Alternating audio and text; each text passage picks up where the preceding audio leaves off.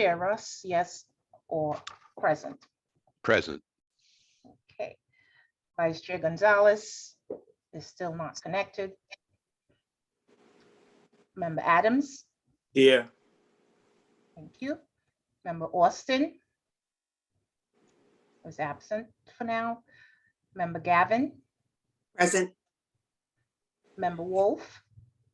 Present. COO Sherrod? Present. Thank you. Chair, there are no members of the public who registered as required in order to provide comments. As such, we will proceed with the regular calendar. The first order of business is a motion to adopt the minutes of the regular meeting held on Wednesday, April 27th, 2022.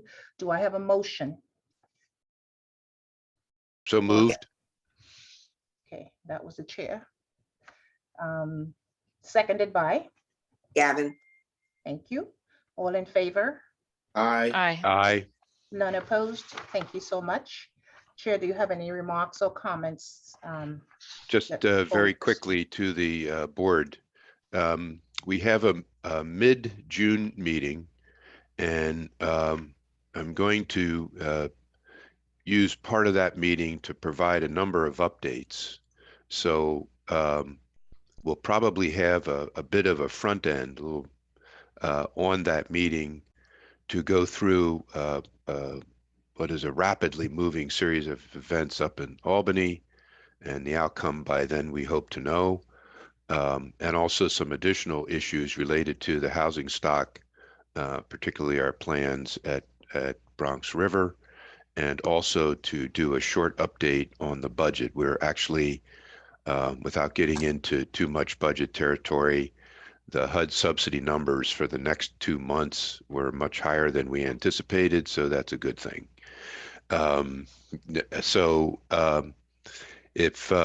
Since that meeting in June is only a few weeks away, we let the dust settle a little bit, and then we'll be able to give the board a full briefing on a number of these big items that are moving as we speak. So I just wanted to assure the board that we'll do full debriefs on a number of these things and do Q&A around them as well. So thank you. Thank you, Chair. We will now proceed to calendar items 1 through 16. Item 1, Richard Newmark.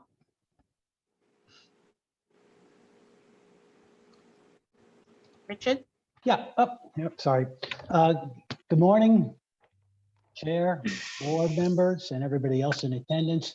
I'm Richard Newmark. I am currently a consultant to the Law Department, the Tort Division. I've been a consultant since my retirement at the end of December in 2021, where I had been a member of the Tort Division for 21 years, most recently as an Assistant General Counsel in charge of the Tort Division. And as such, I was responsible for the particular procurement involved in calendar item 1. So I am been asked to present it. So calendar item 1, we're seeking authorization to enter into 5 agreements with 5 firms for investigation and adjustment services on personal injury and property damage claims brought against the authority. This will be commencing on June 1, 2022 and continuing through May 31, 2027. It includes an initial 3-year term and 2 one-year renewal options to be renewed automatically unless the authority at its sole discretion provides written notice of its intent not to renew prior to the expiration of the expiring term. The 5 investigation firms are Island Claims Services, Inc., AC Roman and Associates, Inc., the Hallahan Group, Inc., Cardinal Claim Service, Inc., and United Claim Service, Inc. The estimated combined 5-year cost of all 5 agreements shall not exceed $8 million. Establishing a collective not to exceed amount will allow the authority flexibility to avail itself of specific investigation and adjustment services on personal injury and property damage claims as needed. The authority will assign to each firm a minimum of 20 and a maximum of 1,500 investigations based on the nature of the claim and/or the firm's expertise. Each contract shall include a not to exceed amount of $1,600,000, which may be increased or decreased upon written notice to the firm, subject only to the minimum of 20 investigations. Any questions? Okay, there appears to be no questions. So Richard, thank you very much. Thank you. Okay, moving on to item 2, John. Good morning, Chair and board members. I am John Neeson. I'm the Assistant Director for the Risk Management Department, and I'll be presenting item 2 today. Item 2 is the authorization to enter into an agreement for claims administration audit consulting services. We are seeking authorization to award an agreement with A.L. McDermott Incorporated to provide claims administration audit consulting services in an amount not to exceed $1,230,600. Under this agreement, McDermott provides claim administration audit consulting services via 3 annual audits: the liability audit, the workers' compensation audit, and the workers' compensation defense counsel audit. The first 2 of those, the annual liability audit and the annual workers' compensation audits, are traditional requirements of the U.S. Department of Housing and Urban Development's annual approval of NYCHA's waiver to self-insure for workers' comp and general liability. McDermott will also provide, when requested by the Risk Management Department, a 4th as-needed second injury fund audit for compliance with New York State laws, and an additional workers' compensation audit services throughout the contract term. The agreement for McDermott shall commence on June 1, 2022 and continue through May 31st, 2027. Therefore, the Risk Management Department recommends that the members approve such board resolution to award an agreement with McDermott for an amount not to exceed $1,230,600. Any questions? Okay, thank you, John. There appears to be no questions. Before we proceed to item 3, can I request that all board members keep their cameras on? That is a requirement for remote meetings. I also want to acknowledge Vice Chair Gonzalez. I can't hear him, but I just want to acknowledge for the record that he is on. So he will be marked present in attendance. Okay, so I need to swap to see everyone's camera. So I'm assuming that all board members are now on camera, and my staff should confirm that. Thank you. Item 3, Dan. Hi, good morning. My name is Dan Green. I'm the Senior Vice President for Healthy Homes in NYCHA. I'm here today to seek approval of an amendment to an IDIQ contract with a vendor named Tetra Tech Inc. Tetra Tech is a vendor providing XRF testing services, and this is similar to amendments that I have requested in prior months from the board. This vendor is performing XRF testing services around the change of the standard flood in New York City from 1.0 micrograms per square centimeter to 0.5. And this amendment will be for the amount of, this is the second amendment, and this amendment will be for the amount of $5 million, and it will extend the contract by an additional 12 months. This value contract amendment will allow for 3,800 to 4,000 additional apartments to be tested, and we are focusing on apartments that have child under 6 residents or where they live or visit, and also our comp mod program, as well as apartments upon move out. So thank you very much. Are there any questions on item 3? No, thank you, Dan. We'll move on to item. Okay, welcome. Item 4, Javier. Good morning.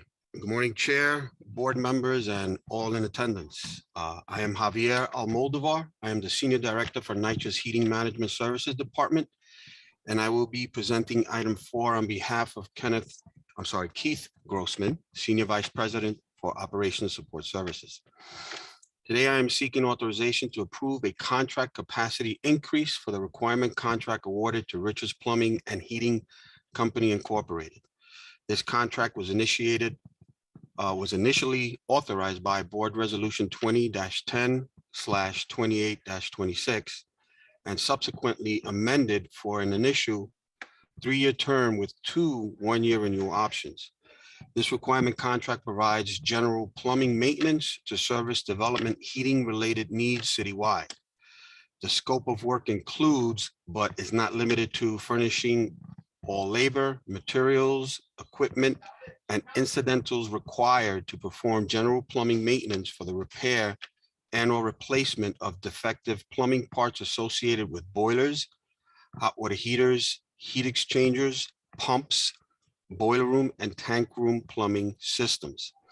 In performing this work, Richards Plumbing must obtain all necessary permits and must request all necessary inspections from jurisdictions having authority such as New York City Department of Buildings, Department of Environmental Protection, and Department of Transportation. As stated before, this contract is a 3-year requirement contract with 2 one-year renewal options to be exercised at the authority's sole discretion. Richards Plumbing has provided approximately $91.3 million of services for the authority over the past 5 years. Richards Plumbing is a non-minority owned business enterprise and has indicated on its Section 3 hiring that it intends to hire 1 laborer. Vendor name check memos are not required for contract capacity increase. Thank you. Any questions? Okay, there are no questions on item 4. Thank you, Javier. You're welcome. Item 5, James. James Secreto.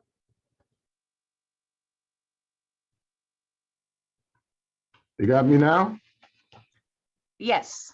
Good morning, Chair, members of the board. I'm James Secreto, Vice President for Public of the Office of Public Safety and Security. I will be presenting item number 5, resolution number 22-5/25-5. The subject is authorization of a contract capacity increase to the Emergency Indefinite Delivery IDIQ contract number 21-13-140 awarded to CSI Security and Electric Incorporated, DBA Centennial Security Integration, CSI.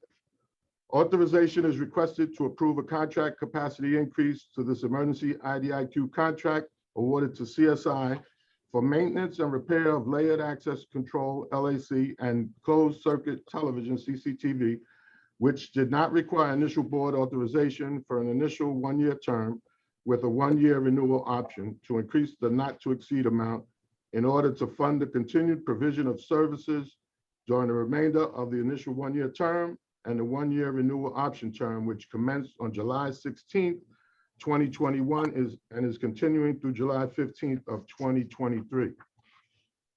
This emergency IDIQ contract provides for maintenance and repair of LAC and CCTV.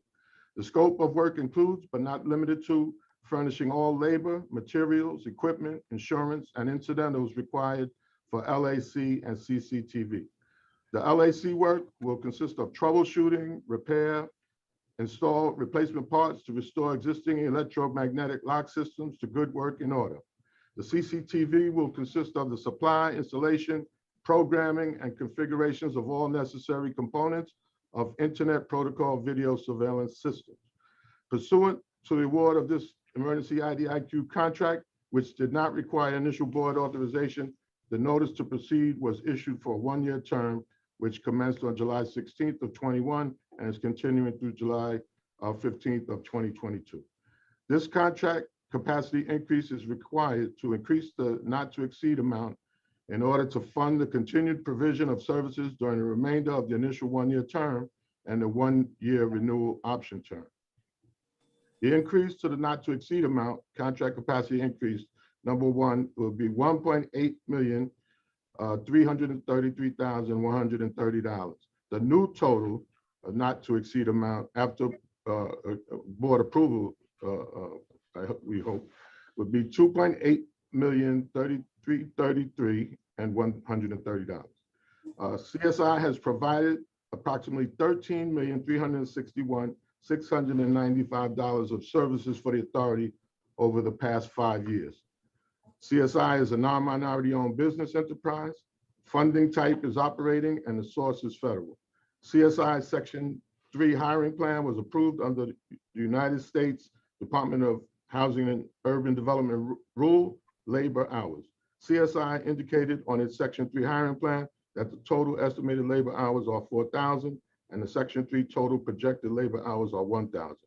A vendor name check is not required. I'll take any questions. Yeah, can you hear me? Yes, Mr. Adams, I hear you. Me, that was Victor, I Yes. think. Yes, Oh. Vice Chair, proceed, Vice Chair. Yes, in the interest of saving time, I would like to speak with you, James, at another time. I'm sorry, I was having difficulty getting into the meeting, but I would love to speak with you at a later date regarding the layered access. Okay? Okay. All So right, I'll thank reach out to you. I'll reach out to you Sure. to set that up.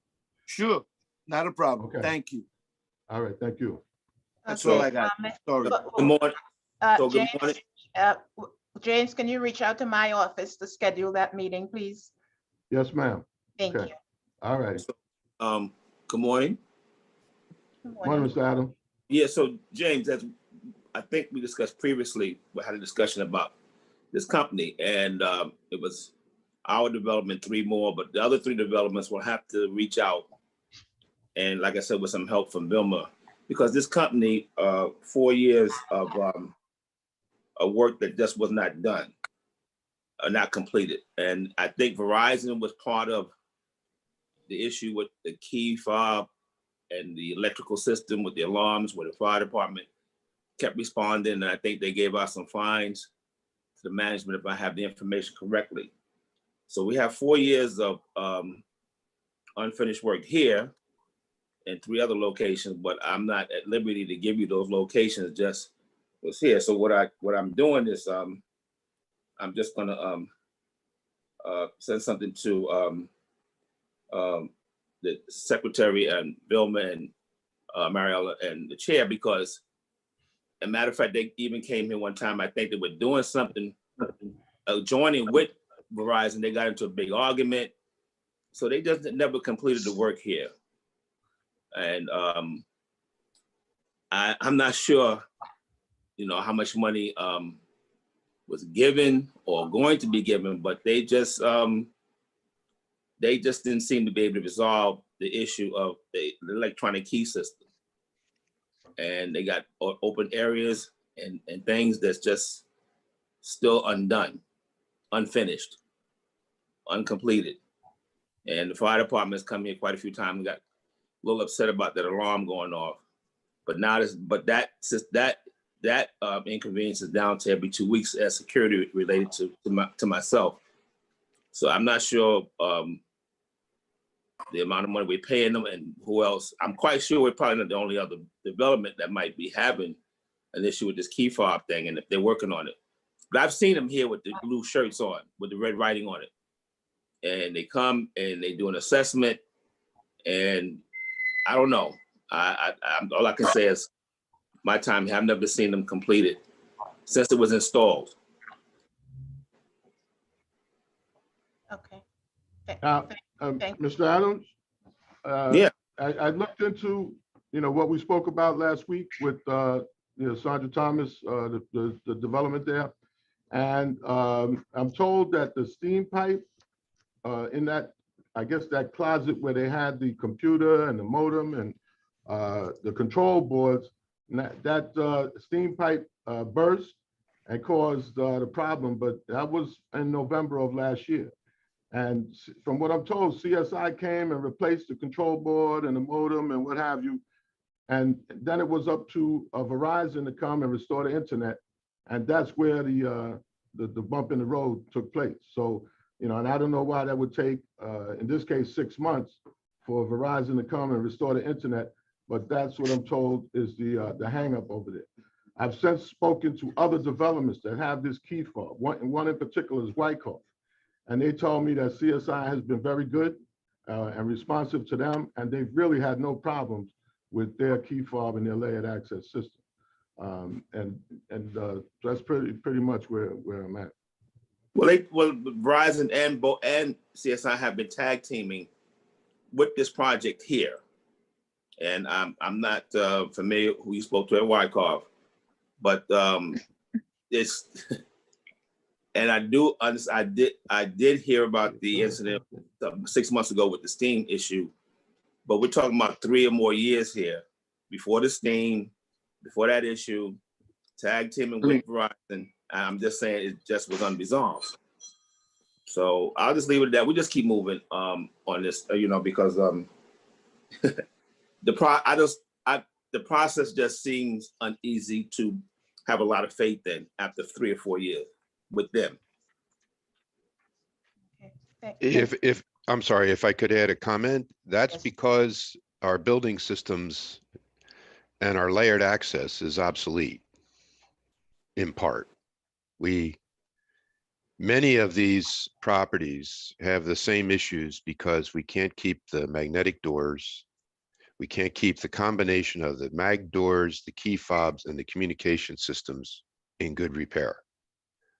Sometimes we've replaced entire things and we've had it hold for a good bit of time, but it's one of the areas where we need a significant change in how the entryway works. And I think there are examples of that at some of the RAD sites. And that may be a model for NYCHA in the future if we get enough capital money to actually change the lobby door configurations. And if you look at the properties where they have undergone extensive capital, they have a double entry system. They have a front door and a second door and a space in between with cameras at front in that space and in the lobby.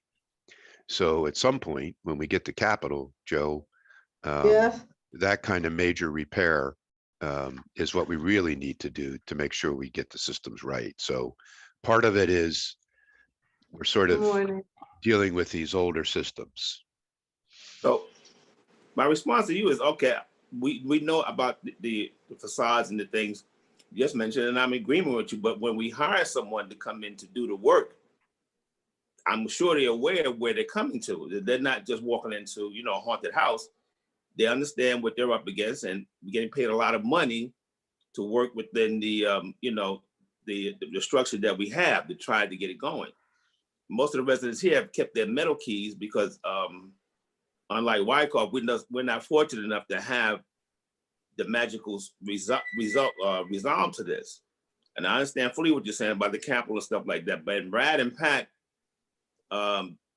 those improvements, I'm not sure, but more than likely they probably have I don't know if it's the same company working with them, but for most of the residents, as far as getting things done, it's done with them and expeditiously for the most part. But you know, we're talking about a long time here, Greg. We're not just talking about 6 months or a year, but you know, and then the fire departments have been responding here, and every time they respond, I've been down there sometimes, they give the security officer a hard time. And yeah, so I'm just saying, if we hire this company and going to pay them additional money, it's not involved, and it's just no movement with them with this. And that's basically it. I understand what you said as a whole, but you know, we're bringing them in, they know what they're coming into, and I think, you know, that's it. I have no more to say, Greg. I have no more comments about this. Okay. Thank you, James, Chair. Member Adams, thanks for those comments. Items 6 through 8. Shin. Good morning, everyone. I am Shin Kim, Senior Vice President of Supply Management and Procurement. I'm presenting agenda item number 6, 7, and 8 for your consideration on behalf of NYCHA's Chief Procurement Officer, Sergio Beneke, and the Office of Supply Management and Procurement. Item number 6 seeks funding authorization in the amount of $8 million to enter into an agreement with the Fastenal Company for the purchase and delivery of various maintenance, repair, and operation supplies. The proposed agreement leverages pricing and terms and conditions of the cooperative agreement competitively awarded by Sourcewell, a national service cooperative and local unit of Minnesota government. With the board's approval, the agreement would commence in May 2022 and continue through January 2024. Given this proposed contract is for goods, a Section 3 plan is not required. A vendor name check was requested on March 10, 2022 and is still pending. There will be no award to the vendor until a vendor name check or VNC is issued and no findings are identified to preclude award. Therefore, the Supply Management and Procurement Department respectfully recommends that the members approve this award resolution. Are there any questions? Proceed, Shin. Thank you. Item number 7 for your consideration seeks funding authorization in the amount of $23 million to enter into an agreement with W.W. Grainger, Inc. for the purchase and delivery of various maintenance, repair, and operation supplies. The proposed agreement leverages pricing and terms and conditions of the Omnia Partners Cooperative Agreement competitively awarded by the City of Tucson, Arizona. With the board's approval, the agreement would commence on June 2022 and continue through December 2024. Although this contract is primarily for the acquisition of goods where Section 3 labor is not applicable, procurement did identify logistics services, which is the management and stocking of commodity vending machines, where a Section 3 opportunity was presented. That being said, a W.W. Grainger Section 3 plan was required under the HUD labor hour rules, and W.W. Grainger indicated on its Section 3 plan that the total estimated hours are 30 hours per week, and that the Section 3 total projected labor hours are 7 hours per week. A VNC was requested on March 10, 2022, and is still pending. There will be no award to the vendor until a VNC is issued and no findings are identified to preclude award. Therefore, the Supply Management and Procurement Department respectfully recommends that the members approve this award resolution. Are there any questions? Yep, you may proceed. Thank you. Item number 8 for your consideration seeks funding authorization in the amount of $1,302,478.85 to enter into an agreement with Equiptex Industrial Products Corporation for the purchase and delivery of elevator parts. With the board's approval, the agreement would commence in June 2022 and continue for 5 years through June of 2027. 2 bids were received, and Equiptex Industrial Products Corporation is the lowest responsive and responsible bidder for this requirements contract. Equiptex Industrial Products Corporation has provided NYCHA with approximately $1.4 million worth of materials over the past 5 years. Given this proposed contract is for goods, a Section 3 plan is not required. A vendor responsibility memorandum from the Procurement Ethics and Vendor Responsibility Unit was submitted to the Office of the Board Secretary on April 26, 2022, citing no issues to preclude award and that the vendor is deemed responsible for a contract award with NYCHA. Therefore, the Supply Management and Procurement Department respectfully recommends that the members approve this award resolution. Are there any questions? Yes. Oh, Go ahead. Yes. Go ahead, board member. okay. With the vendor that's supplying the parts, because from my understanding, NYCHA has been using a vendor called GAL in the Bronx for many, many, many years. And it was just alluded to me by some of the people that do the work that with them, not this vendor, but the quality parts might have changed. Will they be replacing GAL if you're familiar with them? Because I think the agency has been using them and they have been very, very reliable for many, many years, but there seems to be a change in the quality of the parts. So are we replacing this company that y'all have been using for a long time? I will have to get back to you on that. I don't know. if this will replace the vendor, it's possible that the contract still exists and is available, and there are some redundancies built into it for capacity reasons. So I can get back to you on that. But this was a procurement that was let because it was time to re-procure for elevator parts. And I have one more question. Granger was item 7, right? If I'm not mistaken. Ranger was, yes, 7, correct. Okay, thank you. Thank you. Did you mention, or was it mentioned that there's no renewal on this further, on this contract for the purchase and delivery of the elevator parts? There are Yes, no that's- renewals. I'm sorry, go ahead. There are no renewals, correct? That's correct, because we entered into an agreement for 5 years, which is really the recommended number of years for a contract to be effective from a competitive solicitation.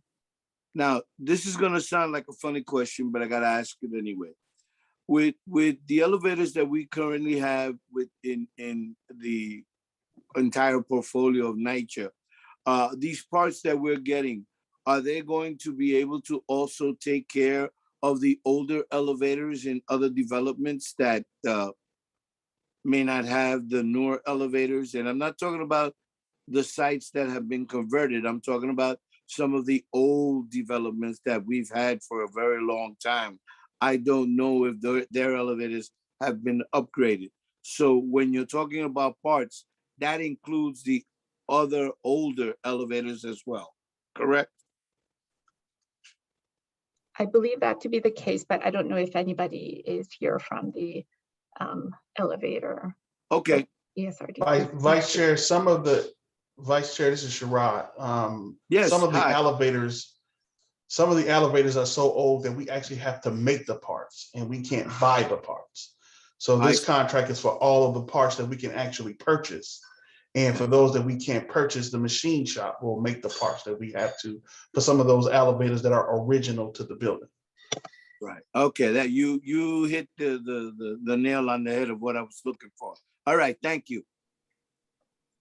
Thank you. Okay, terrific. No further questions for Shin. Thank you very much, Shin. We'll move on to item 9. Sean? Thank you, Madam Secretary. Good afternoon, board members. My name is Sean Mavani. I'm Chief Asset and Capital Management Officer, overseeing our capital projects and real estate development work.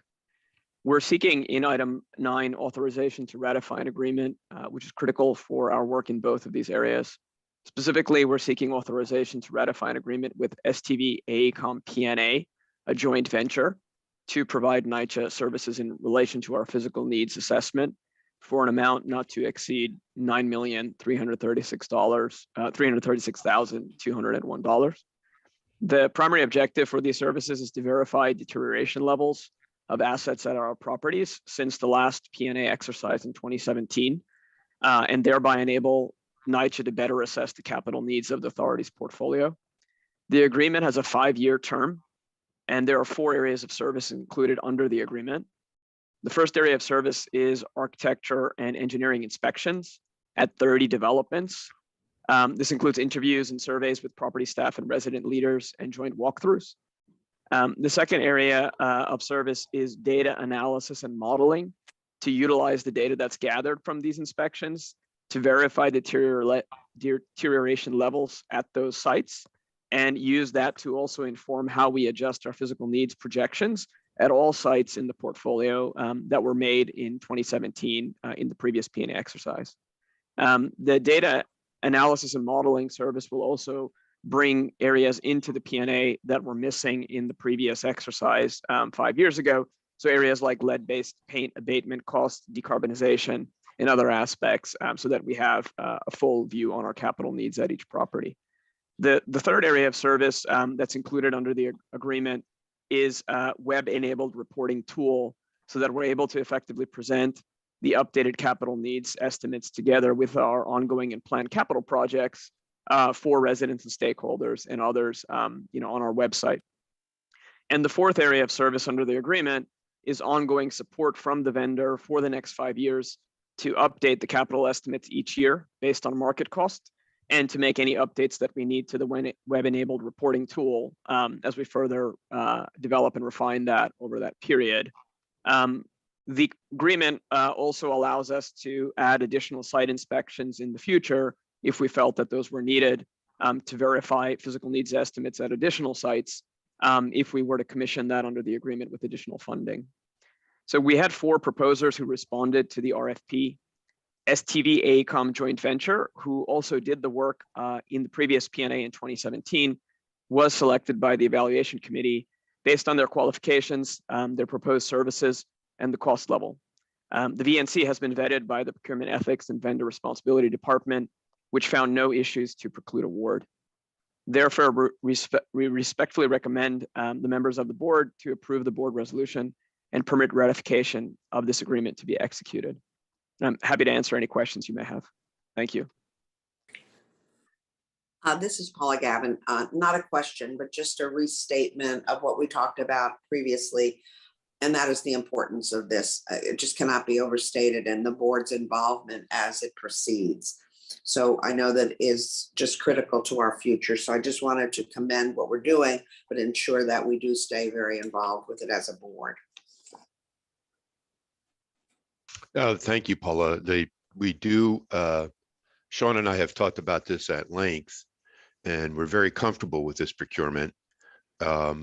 And we're very comfortable that we will get sufficient data to really hone in on the changes that we're seeing year to year, and also the inflation adjustments that we have to make to estimate our full physical needs. So we'll keep the board apprised as this unfolds. And the other thing I'd like to do is after we get some early preliminary data, we can even share that to the extent that it gives a feel for how the adjustments will be applied to the whole portfolio. And we're excited to get this done because I think I don't have a scientific sense of this, but it feels like the buildings are aging more rapidly. Perhaps that's my own issue, but it is true. I think we've seen an increase in issues that are systemic, and I'm hoping the P&A nails that down for us so we can cost it. Exactly. And yeah, and just the level of what we know about from work order reform and other initiatives, I think are just unveiling what we all will expect. Yeah. Number of 40 billion is going to go up.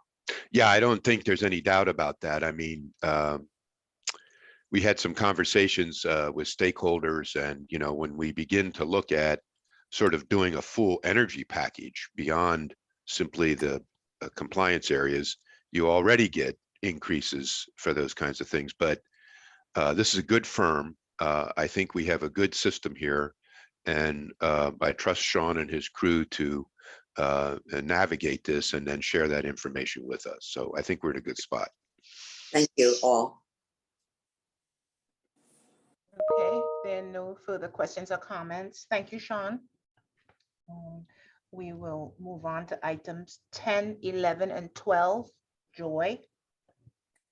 Hello, I'm Joy Cinderbrand, Vice President for the Recovery and Resilience Department, and I will be presenting the next 3 items. Items 10 and 11 are going to be presented together, where we're seeking board authorization to approve a contract capacity increase for 2 indefinite delivery, indefinite quantity job order contracts with CSI Security and Electricity Inc. for the installation of closed circuit television and layered access control at various developments citywide for the combined total not to exceed amount of $7 million. Due to current market conditions and budget limitations for CCTV and layered access work, Capital Projects has determined that the unit prices in the IDIQ job construction task catalog were the most cost efficient and should be used to perform the work at various citywide developments. We're seeking authorization to approve contract capacity increases for each of the 2 IDIQ jobs with CSI to cover the cost of additional assigned work. These contract capacity increases will be funded by federal, state, and city funds as applicable to each designated project. The funding types are operating and capital. Because these are contract capacity increases, a vendor name check is not required. Revised Section 3 hiring plans were submitted by CSI, projecting a total of 6 new hires. Are there any questions? Just to clear it in my head, please. Number 7 was for the maintenance of the current layered access that we have. Yes. And these contracts are to do what? To keep the work going? This is for a capital for the installation of newly funded systems and cameras. And these come, as I'm sure you've seen, often from discretionary pots of money. So city council members, borough president's office, and they are directed at a specific development. And so this is so we can accomplish that kind of work as well as strategic installation using the federal capital plan. Okay, thank you. No problem. Just one correction, Vice Chair, it's item 5.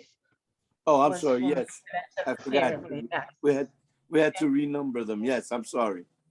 Okay, if there are no further questions on 10 or 11, we'll move on to 12. Sure. We're seeking board authorization for contract capacity increase for contract management as agent services for D&B engineers and architects for their work at Hamel Houses in the amount of $614,834.52. This contract capacity increase is being presented to the board because the cumulative value of this contract capacity increase together with previous increases exceeds $1 million. D&B has been managing the Hurricane Sandy recovery work at 3 developments, including Hamel Houses.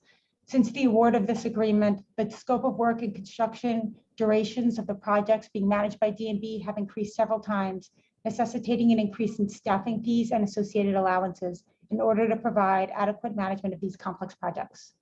This cost will be funded by FEMA, and because this is a contract capacity increase, a vendor name check is not required.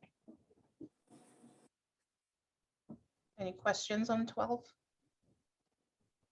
Okay, thank you, Joy. Thank you.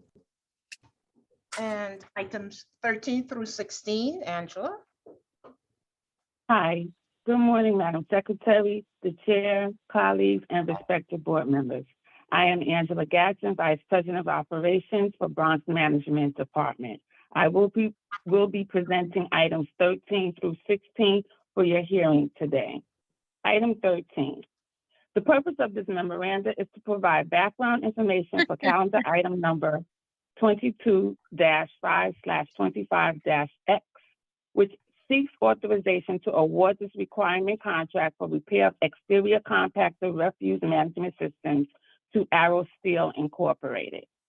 This is a 2-year requirement contract with 1-year renewal option to be exercised at the authority's sole discretion. This requirement contract provides for repair of exterior compactor refuse management systems. The scope of the work includes, but is not limited to, furnishing of all labor, materials, and equipment necessary to perform repairs to exterior compactor refuse management systems located on the authority's grounds. This particular contract is for various developments in Manhattan. The cost estimate is $1,353,731. Arrow Steel has provided approximately $7,703,998.15 of services for the authority over the past 5 years. Arrow Steel Section 3 hiring plan was approved under new United States Department of Housing and Urban Development rule, labor hours. Arrow Steel indicated on its Section 3 hiring plan that the total estimate labor hours are 6,750, and the Section 3 total projected labor hours are 2,500.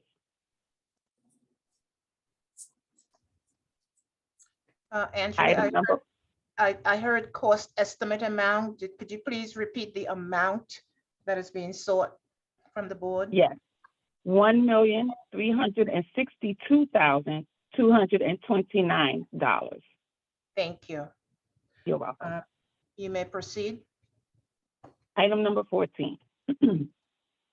Authorization is requested to approve a contract capacity increase to this IDIQ contract awarded to Richards Plumbing and Heating Company, Incorporated, for gas piping inspections authorized by Board Resolution 20-12/30-14 for an initial 4-year term with 1-year renewal option to increase the not to exceed amount in order to fund the continued provision of services during the remainder of the initial 4-year term, which commenced on February 16th, 2021, and is continuing through February 15th, 2025.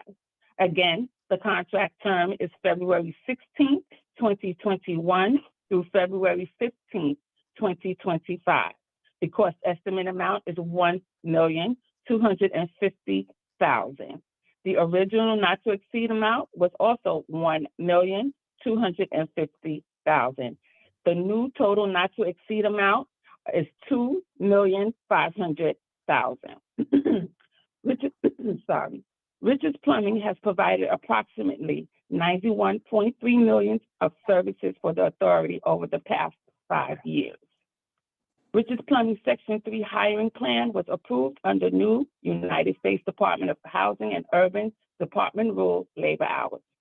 Richards Plumbing indicated on its Section 3 hiring plan that the total estimated labor hours is 2,880, and the Section 3 total projected labor hours is 720. Okay, again, the amount being requested is the same as the cost estimate amount, $1,250,000. Angela, you do not need to say the cost estimate, so please just say the amount that's being sought from the board. Thanks. Thank you, sorry. Okay, proceed. Item 15, authorization is requested to approve a contract capacity increase to the task order issued to Brown Point for complete facilities maintenance and management services, which did not require initial board authorization for a 9-month term to increase the not to exceed amount in order to fund phase 2 of the apartment turnover and readiness initiative work during the remainder of the 9-month term, which commenced on March 1st, 2022, and is continuing through November 30th, 2022, utilizing the terms and conditions of the United States General Service Administration Master Services Agreement contract. Under this task order, Brown Point provides the authority with the services. The scope of work includes, but is not limited to, providing personnel in order to perform operations, apartment turnover, and readiness initiatives within the labor categories set forth in the GSA MSA. The contract term is March 1st, 2022 through November 30th, 2022. The cost estimate amount is $10,487,922.69. Brown Point has provided approximately $285,450.60 worth of services for the authority over the past 2 years.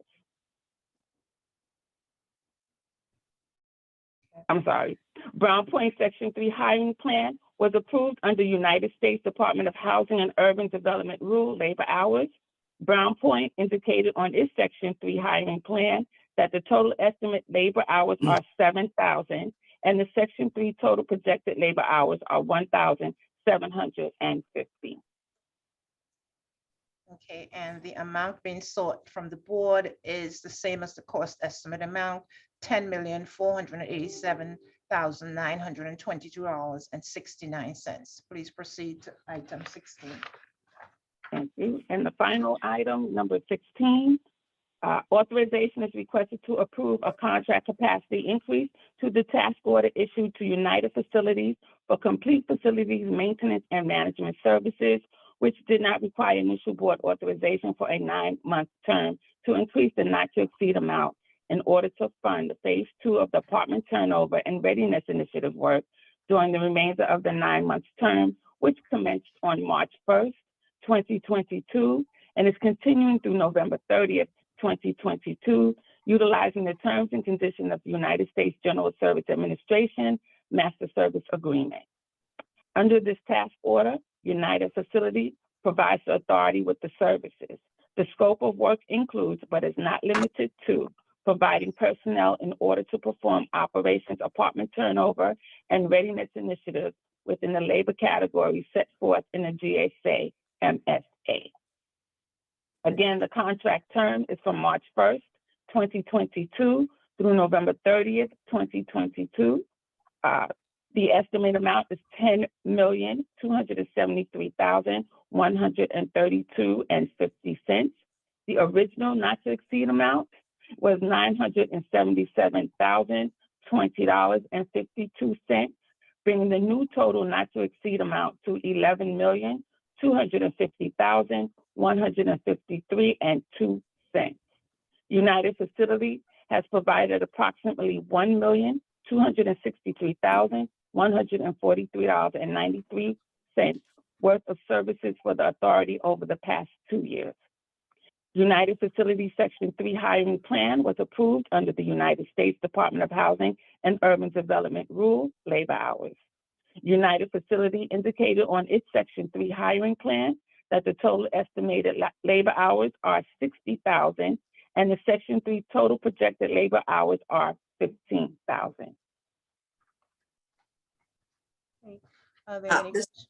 Paula? Evan, I know both 15 and 16 are expansions of some federal services contracts. We talked about that, which is great.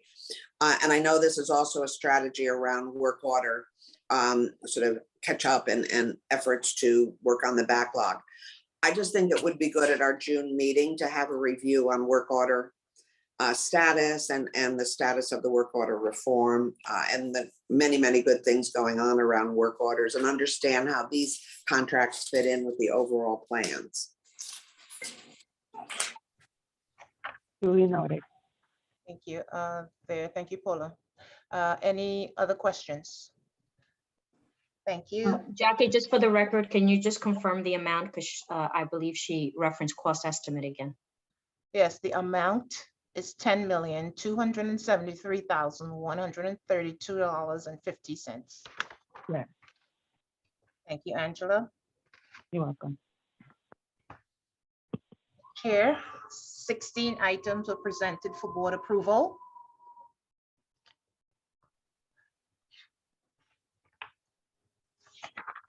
Madam May I have Secretary, Yes, Member Adams. yes, on, I'll be abstaining my vote on item 5 and item 7. 5 and 7, that will be duly noted. On the record.